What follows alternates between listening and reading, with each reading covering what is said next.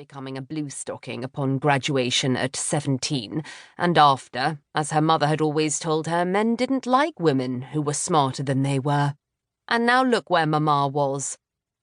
Addie hoped Mr. Hunter could get her out as soon as possible. Imagining Mamma behind bars was completely beyond her. Lady Broughton had been the properest of people for 52 years.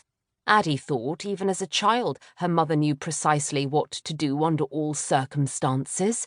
Instead of a primer, she'd probably learned to read with a Debrett's. As a toddler, she might have known the order of precedence at a dinner party, which fork to use, how to address a duke, which must have come in handy now that Mamma was all grown up and having an affair with one. Addie picked up her own Debrett's and searched the R's. Rufford. There were inches of titles, political appointments and clubs for the man. Along with several far-flung properties, the principal family seat was so far up in Northumberland it was practically in Scotland, and he lived in Maddox Street when in town.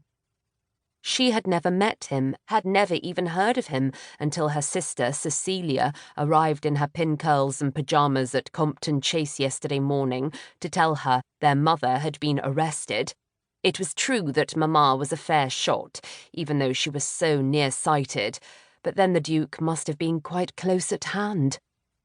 It was galling to think her mother was having more success with a man than she was, but then success was moot if the object of her mother's affection was dead. "Tell me what you know about the crime," Addie said to Rupert.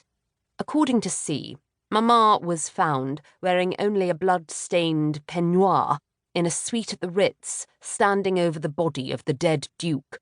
To make matters worse, she held a pistol. Her very own, with the Broughton coat of arms engraved on the handle.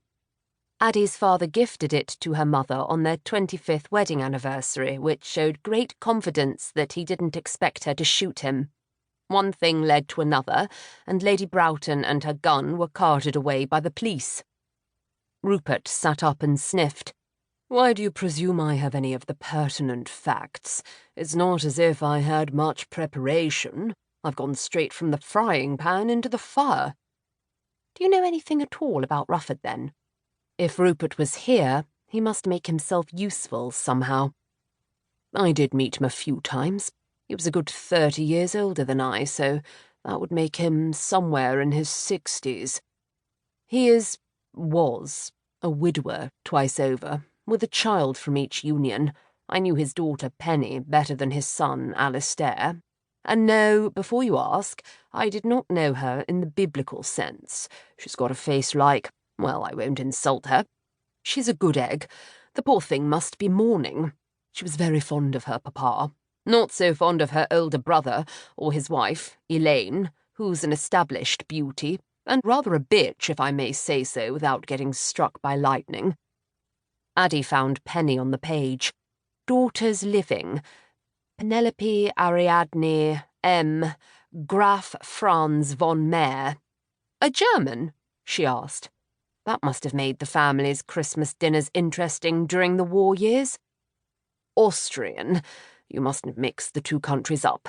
They may speak the same language, but that's as far as it goes. National pride on both sides. Too much of it, to be frank. Penny and Franz are separated, and the children are here with her. They're hardly children anymore, though. They must be 18 at least." "Sons living. Alistair James Morton, Marquis of Vere. He's the 6th Duke now, I suppose." She didn't know him either, or his wife. "Was Rufford, nice?" "Who? Alistair? Wangled out of the war like a treasonous weasel. He's a complete prat." No, his father. The man must have attracted Addie's mother in some significant way. She'd been true to the memory of her late husband for 5 years.